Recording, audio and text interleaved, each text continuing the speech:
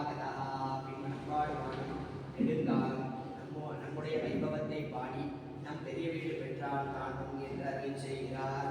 ஏதத் கீதபலம் தேவி கௌமுதத்வாதசி புனः எஸ்து காயதி சஸ்ரீமான் மமலோகஞ்ச கச்சதி.